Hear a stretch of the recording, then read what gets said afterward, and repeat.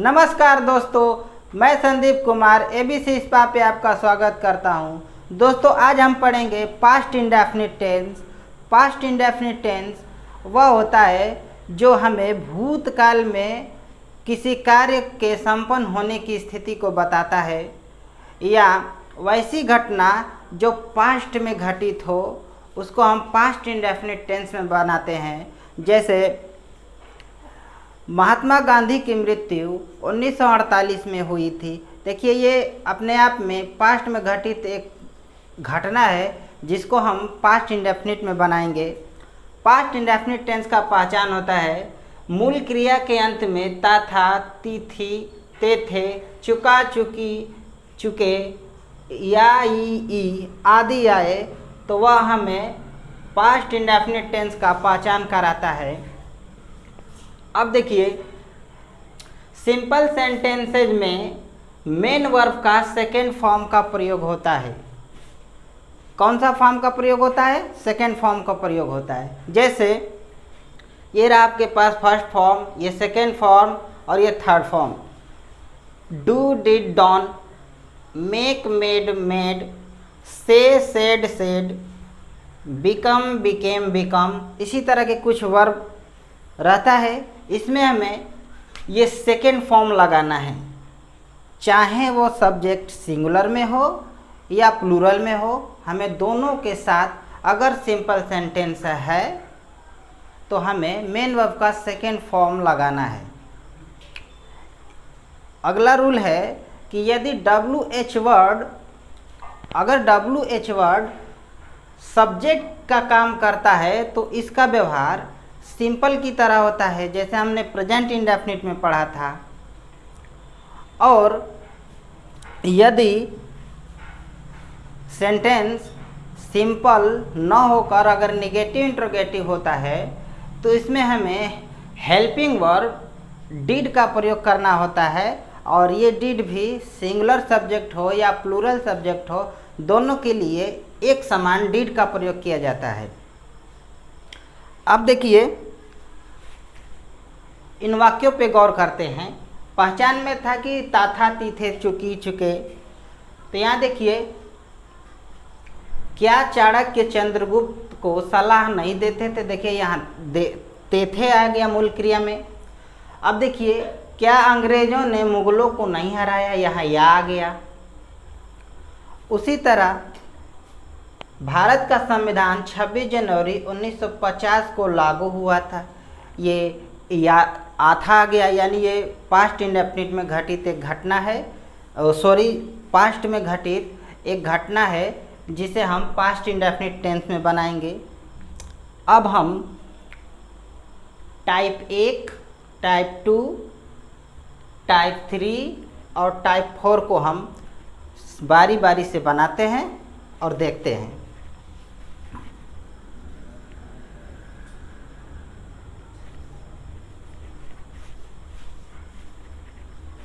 देखिए, हमारे पास है पहला वाक्य, मैंने उसे पढ़ाया।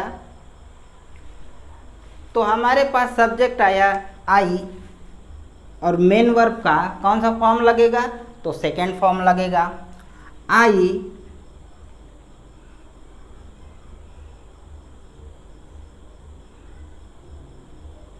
आई टॉट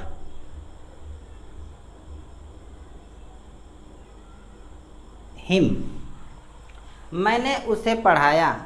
अब देखिए, उसे मेल भी हो सकता है, फीमेल भी हो सकता है। तो हम यहाँ हिम लगाए या हर लगाए, इससे कोई मतलब नहीं है। दोनों में कोई लगा सकते हैं, कोई दिक्कत नहीं है। बस ध्यान यह देना है कि ये हमारा सब्जेक्ट है और ये देखिए ये मेन वर्ब का सेकेंड फॉर्म है, क्योंकि इसमें यहाँ सेकेंड फॉर्म है, क्योंकि ये पास्ट इंडेफिनिट में अगर सिंपल सेंटेंस है तो उसमें हम मेन वर्ब का कौन सा फॉर्म लगाएंगे? सेकेंड फॉर्म लगाएंगे। और ये हमारा ऑब्जेक्ट हो गया। सूत्र पिछले की तरह ही है कि subject plus helping verb plus not plus main verb plus object. अगर नॉट है तो लगेगा अगर नहीं है तो नहीं लगेगा, अगर वाक्य में हेल्पिंग वर्ब की ज़रूरत पड़ी तो लगेगा, नहीं तो नहीं लगेगा। इसमें नहीं पड़ा था तो नहीं लगा था।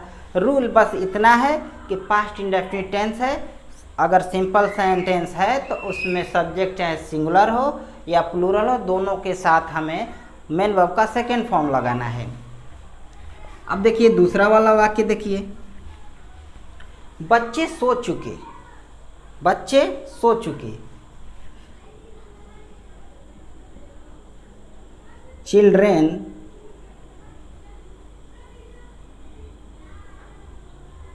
स्लेप्ट। स्लीप, स्लेप्ट, स्लेप्ट, ये इसका फॉर्म चलता है। बच्चे सो चुके, लड़कियां घर जा चुकी।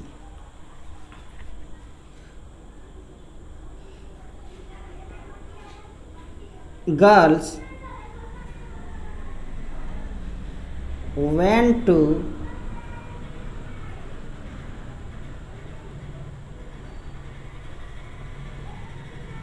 होम। लड़कियां घर जा चुकी, गो का फॉर्म चलता है, गो, वेंट, गॉन।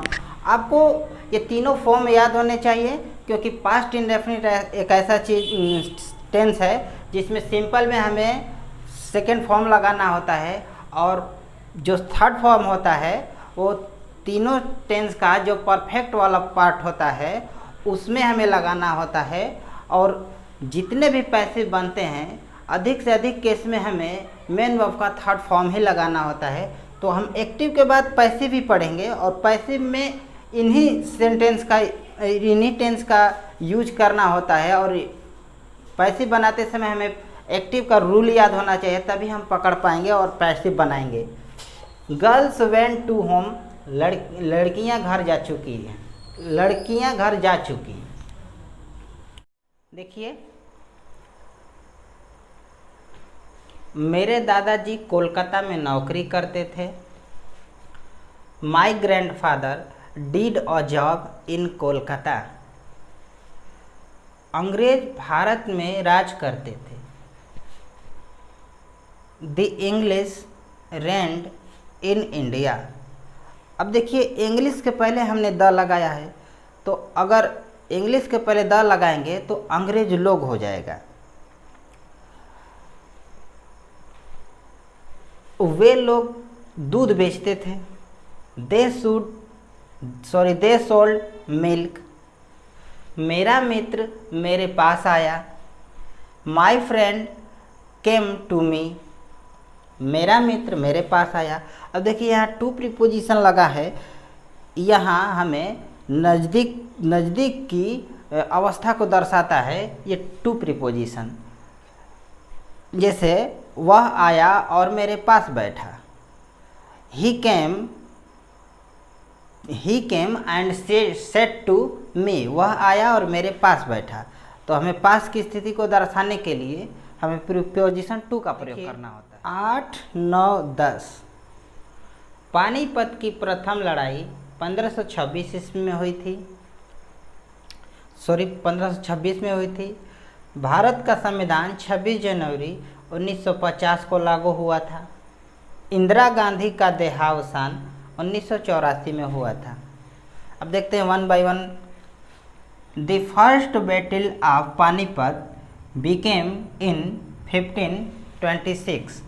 पानीपत की प्रथम लड़ाई 1526 में हुई थी।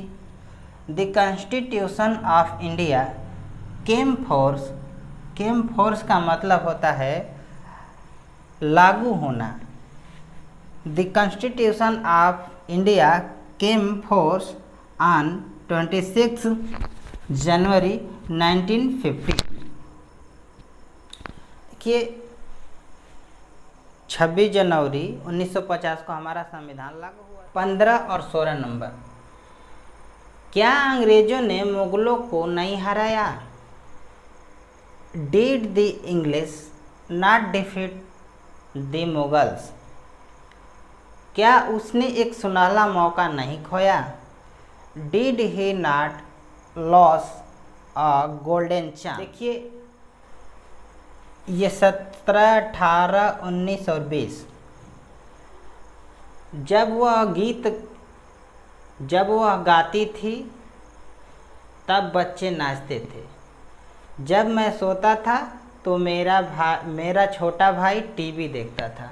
जब मेरी माँ खाना बनाती थी तो मेरी बहन उसकी मदद करती थी। जब वह मेहनत करता था तो हम लोग उसकी प्रशंसा करते थे। ये देखिए, पास्ट में होने वाले दो कार्य एक साथ थोड़े थोड़े समय अंतराल पे होने वाले ये कार्य हैं, और इनको हम बनाने के लिए व्हाइल का प्रयोग करते हैं। जैसे एक काम अभी शुरू हुआ है और वो ख़त्म नहीं हुआ है, उसके थोड़े ही देर बाद दूसरा चालू हुआ है, यानी उन दोनों कार्यों के बीच में डिफरेंस समय का बहुत कम है। इसको हम कुछ इस तरह बनाएंगे। जब वह गाती थी तब बच्चे नाचते थे। While she sang a song children danced. अब देखिए, ये दोनों जो वाक्य हैं दोनों के दोनों पास्ट इंडेफिनिट के सिंपल में बनेंगे। व्हाइल बस इसको जोड़ने के लिए है। व्हाइल यह दर्शाता है कि इन दोनों कार्यों के बीच में डिफरेंस, समय का डिफरेंस कम है। जब मैं सोता था तो मेरा छोटा भाई टीवी देखता था। While I slept, my younger brother watched TV। अब देखिए, यहाँ जो कॉमा है, पहले वाक्य को हम ख़त्म करेंगे तो दूसरे वाले को स्टार्ट करने से पहले हमें कॉमा देना पड़ेगा। जब मेरी माँ खाना बनाती थी तो मेरी बहन उसकी मदद करती थी। While my mother cooked, my sister helped her। जब वह मेहनत करता था तो हम लोग उसकी प्रशंसा करते थे। अब देखिए, हम जो प्रशंसा करते थे तो उसकी किस कार्य के लिए करते थे? साधारण कार्य होता नहीं था, वो काम तो कठिन ही होगा। अब देखिए, while he worked hard we admired him। जब वह कठिन परिश्रम करता था या जब वह मेहनत करता था तो हम उसकी प्रशंसा करते थे। अब देखिए, वाक्य में हमने बताया था कि जब WH वर्ड का सब्जेक्ट की तरह अगर यूज होता है तो वह बिल्कुल सिंपल की तरह व्यवहार करता है, बनता भले ही इंट्रोगेटिव में होता है। जैसे ये दोनों वाक्य है, वहाँ कल कौन गया था, तो ये जाने की क्रिया निम्न में से कौन सा वर्ड कर रहा है? तो ये कौन वाला वर्ड कर रहा है। यह कार्य किसने किया, तो करने का यह कार्य करने का काम कौन कर रहा है, तो ये किसने यानी हु कर रहा है। तो हमें इसको बनाने के लिए सिंपल पास्ट यानी पास्ट इंडेफिनिट में बनाना पड़ेगा, वो भी सिंपल मेन वर्ब का सेकेंड फॉर्म लगाना पड़ेगा।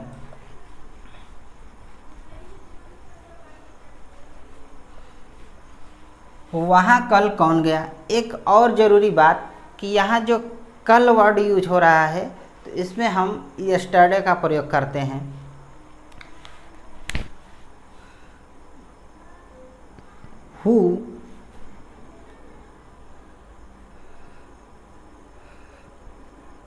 who went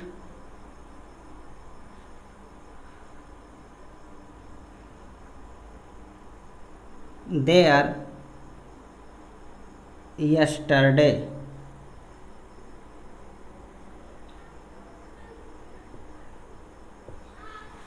यह कार्य किसने किया।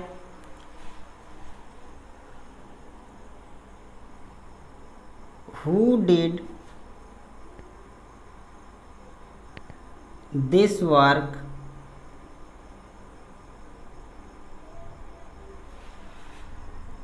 यह कार्य किसने किया।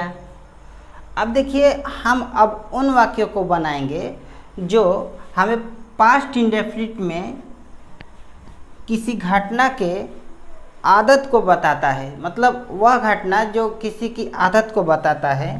जैसे ये 3 वाक्य है, मैं प्रतिदिन पढ़ने जाया करता था। मैं प्रतिदिन पढ़ने जाया करता था।